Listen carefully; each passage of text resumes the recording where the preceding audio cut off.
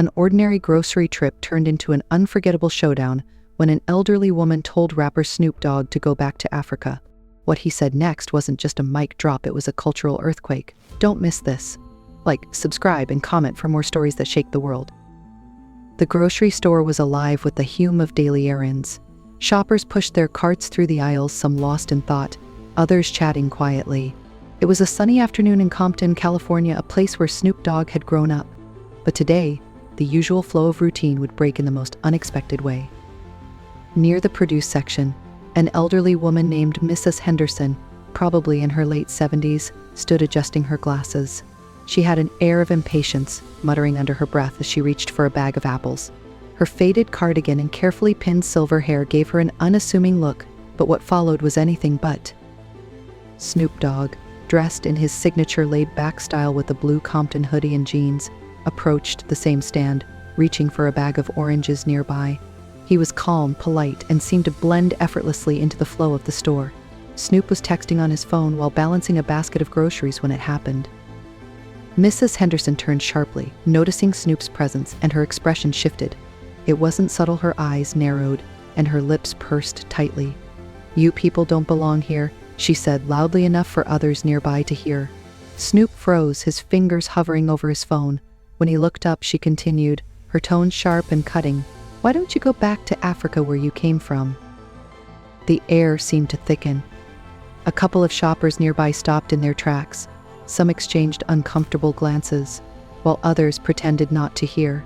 The rhythm of the store halted, replaced by an awkward silence that stretched far too long. Snoop's initial reaction was shock. His brow furrowed, and for a moment, it looked like he might say something immediately, but he didn't. Instead, he took a slow breath, his face unreadable as though he was weighing every possible response. Mrs. Henderson, still clutching her apples, stood her ground unapologetically and firmly. The tension was palpable, and everyone within earshot could feel it. A young mother named Elena quickly steered her child away, while an older man near the potatoes, Mr. Ramirez, glanced nervously at Snoop, waiting to see what he would do. The silence that followed was heavier than any words, setting the stage for what would come next. For a moment, Snoop stood completely still, his hand gripping the handle of his grocery basket. The world around him seemed to shrink. Every sound in the store was muffled, every face turned in his direction. The weight of Mrs. Henderson's words hung in the air like a bad smell no one could escape. Mrs. Henderson didn't back down. Her stance was defiant, as though she expected no argument. She adjusted her cardigan with a huff, her chin lifted in a way that dared him to respond. A young employee stacking bananas a few feet away, Marcus, froze mid-motion, unsure whether to step in or stay out of it. A cashier named Lisa craned her neck to get a better view. The growing crowd didn't move closer, but they didn't leave either. They were witnesses now, like it or not. Snoop glanced at Mrs. Henderson, his face calm, but his eyes full of thought. 1,000 responses raced through his mind. He could lash out, yell, or storm off, but none of those options felt right. The tension pressed on him like a weight, but instead of breaking, he allowed himself a moment to breathe. He shifted his basket to his other hand and straightened his posture, his presence growing larger in the silence. His voice, when it came, was calm but deliberate, cutting through the awkward atmosphere. "Ma'am," he began, his tone measured. "Do you even realize what you just said?" His question wasn't accusatory, it was reflective, almost like he was giving her a chance to think about her words. But she didn't seem interested in reflection. "I said what I said," she snapped, her voice rising. "This is my country. People like you don't belong here." That was it. A young woman near the bread aisle, Jessica, gasped audibly, and the quiet murmur of the crowd grew louder. Yet Snoop remained steady. He didn't raise his voice, he didn't take a step closer. Instead, he let the pause stretch, giving her words a chance to settle into the ears of everyone around them. "All right," he said finally, nodding slowly. His calmness was disarming, almost unsettling in its strength. "Let's talk about that, since you brought it up." The room held its breath, waiting for his response. The storm was coming, but it wasn't the kind anyone expected. Snoop shifted his weight, setting his basket down on the floor with deliberate care. His calmness felt like gravity, pulling everyone closer, even those pretending not to listen. He fixed his gaze on Mrs. Henderson not with anger, but with a kind of quiet determination that made her shift uncomfortably.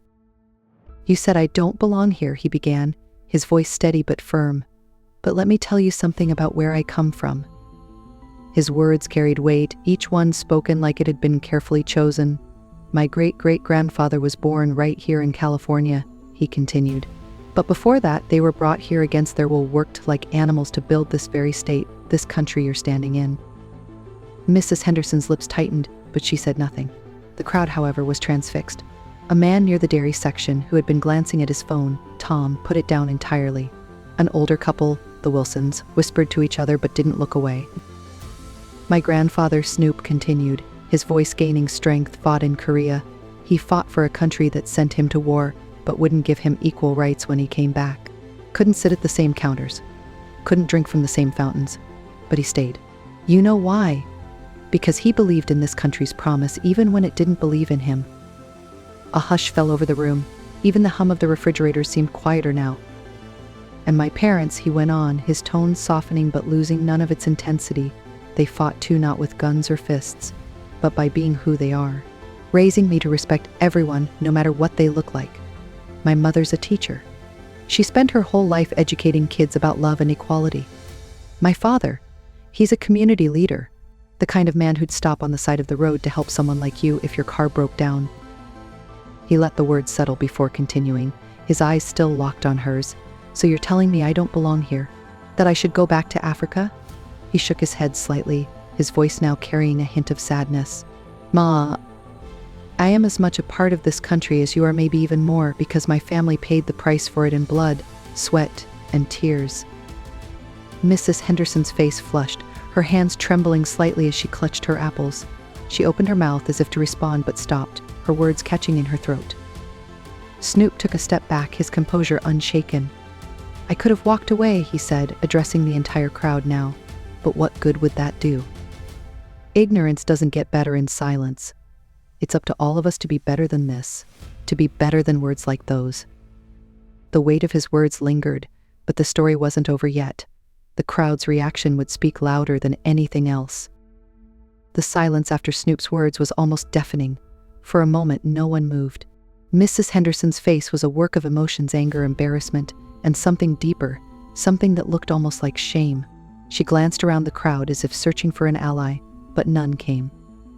A middle-aged man in a baseball cap, Derek, stepped forward. "He's right," Derek said, his voice breaking the quiet. "We've got to be better than this." His words seemed to break a spell. An older woman near the frozen foods aisle, Mrs. Garcia, nodded. "My dad fought in that same war," she said softly, her voice trembling. "He always said the only color that mattered was the red on the flag." The murmurs began to grow. A young cashier no older than 20, named Ava, called out from her station. "I've never seen anyone handle something like that so gracefully. Thank you." Miss Henderson, now visibly flustered, clutched her cart tightly. She didn't apologize, but the fire in her eyes had dimmed. Her voice, when it finally came, was quieter, almost pleading. "I didn't mean," but she stopped herself. Snoop turned back to her, his expression softer now. "It's not about what you meant," he said gently. "It's about how it came across. Words matter. Actions matter even more." A man from the deli counter, James, clapped slowly, breaking the tension. It was hesitant at first, but then others joined in, the sound swelling into something undeniable. People clapped not just for Snoop's words, but for the courage it took to confront hate with dignity. Mrs. Henderson looked around one last time, her face pale, before quietly wheeling her cart toward the exit. As she walked away, a few people moved to comfort Snoop. One woman, Tanya, placed a hand on his shoulder and said, "Thank you for saying what needed to be said." Snoop smiled faintly, lifting his basket back into his hand. "Sometimes," he said, almost to himself, "it's not about winning or losing. It's about making sure people hear the truth."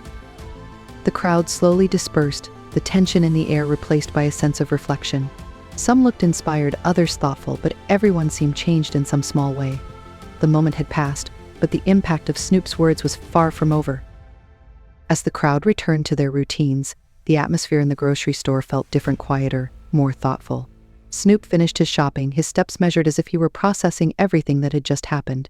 The weight of the moment hadn't shaken him, but it had left him reflective. At the checkout line, the young cashier Ava, who had spoken up earlier, scanned his items with a shy smile.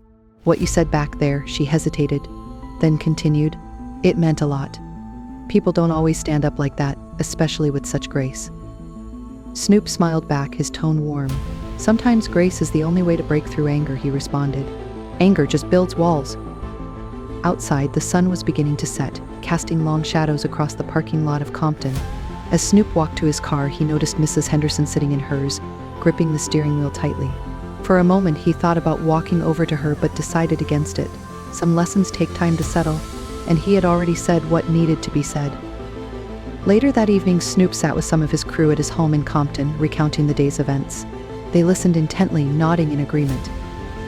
"You did the right thing, Snoop," one of his friends, Leroy, said finally. "Not just for yourself, but for everyone who was watching. People like her, they might not change overnight, but you planted a seed. That's all you can do sometimes, plant the seed and let it grow." Snoop nodded, his friend's words resonating deeply.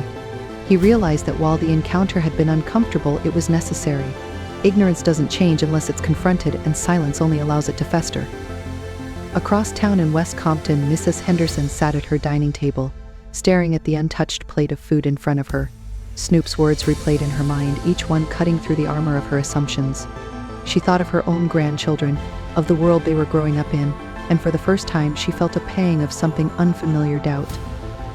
In the days that followed, the story of what had happened at the grocery store in Compton spread through the neighborhood. People talked about Snoop's response, his courage, and the dignity with which he handled the situation.